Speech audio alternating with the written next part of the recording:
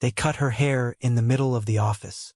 No warning, no consent, just a pair of scissors, a smirk from her supervisor, and a humiliating command: that hair doesn't belong in a boardroom.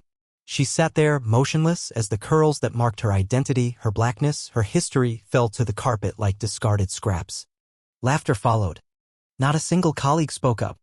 In that moment, they didn't just strip her of dignity, they made it painfully clear where they thought she stood, beneath them. What they didn't know was that she wasn't just another junior hire. She wasn't there to beg for respect. She was the final signature on a $1.2 billion deal they were all desperately waiting on. And by the end of her story, the people who mocked her would be demoted, exposed, and begging her to save their legacy. This story doesn't ask for justice. It delivers it. The marble floor gleamed beneath Naomi Reed's heels as she stepped through the revolving doors of Breyer and Knox Capital's Manhattan headquarters. The building towered into the skyline, 50 floors of steel, glass, and relentless ambition. The lobby was a shrine to capitalism, silent, pristine, humming with the energy of ego. Naomi's pace was calm, deliberate. Her tailored navy suit hugged her form, her white blouse crisp. Her natural curls were gathered into a soft twist. She carried a leather tote in one hand, a slim laptop case in the other. No makeup, no jewelry. Just quiet confidence. And in corporate America, that was often the most dangerous accessory a black woman could wear. She approached the front desk where the receptionist, sleek, suited, and overly polite, gave her a glance that vanished into confusion. "Hi there," Naomi said, poised. "Naomi Reed. First day. Legal department."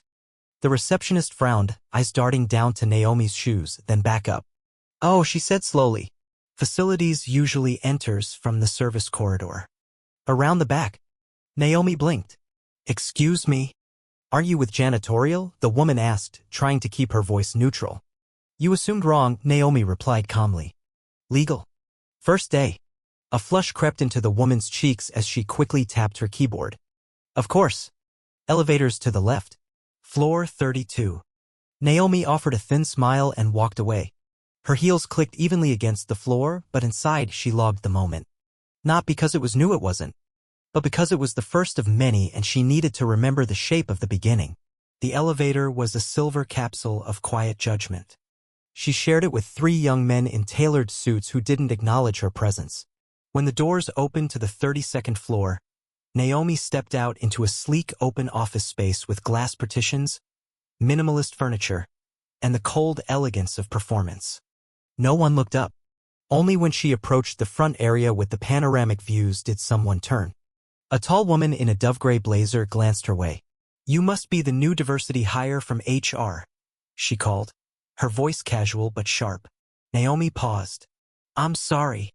"Oh," the woman said with a smile that didn't reach her eyes. "I meant legal, of course. Monica Fields. Senior Director. Welcome." Naomi shook her hand. "Naomi Reed.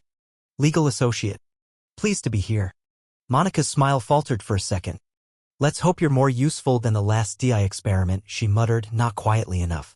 Naomi caught it. She caught everything. Her assigned desk was small, boxed in between filing cabinets and far from any conference room. No view. No natural light. Monica shrugged when Naomi asked about the discrepancy. "This is how it works here. You earn your place. We don't do handouts." Naomi didn't argue. She unpacked her things and got to work.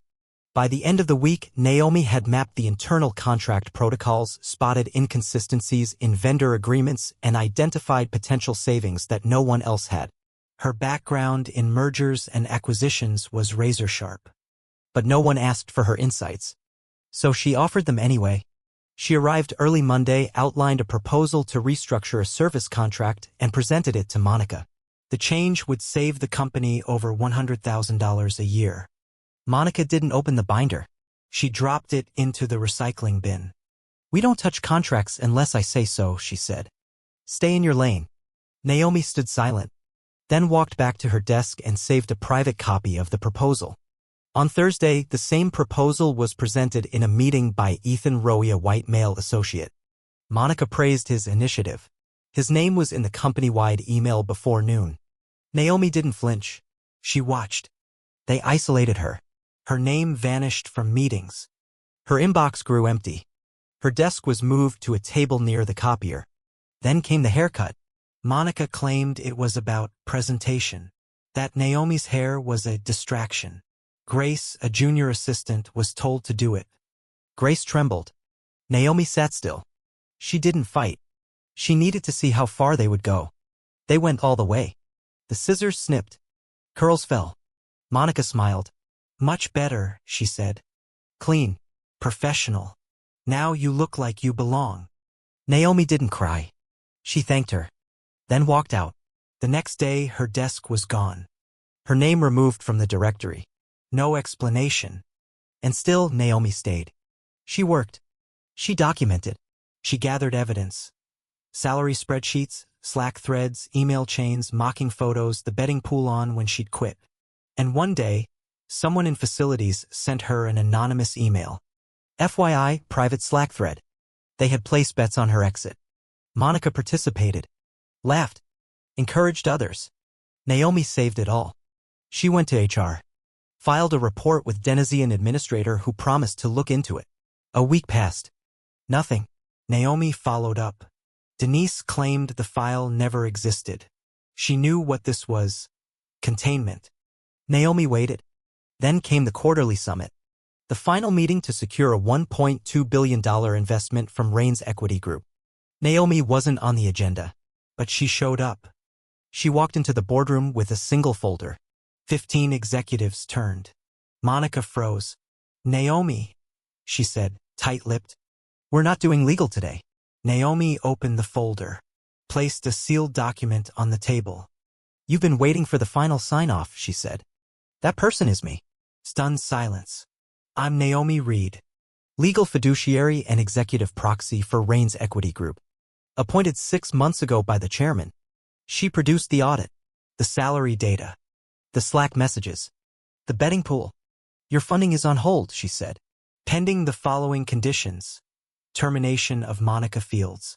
Formation of an ethics board. Salary restructuring. External oversight. The CEO protested. Naomi didn't blink. I am not irregular. I am your consequence. They signed. Monica was terminated that afternoon. Her $3.1 million bonus revoked. 5 other managers reassigned pending review. Naomi stayed. She rebuilt the culture. Quietly, precisely. Her model the Reed report became required reading for all new hires. She now works remotely, leading reform initiatives, teaching equity workshops. Almost a year later, at a Brooklyn community center, she saw Monica again. Hair short, shirt plain. Name tag, M. Ellis. Volunteer. They exchanged no apologies. Only a note. This isn't revenge. This is repair. And we all have a part in it. Justice isn't always loud. Sometimes it walks in quiet. Sometimes it wears scars. But when it comes, it doesn't knock. It signs. And it rebuilds.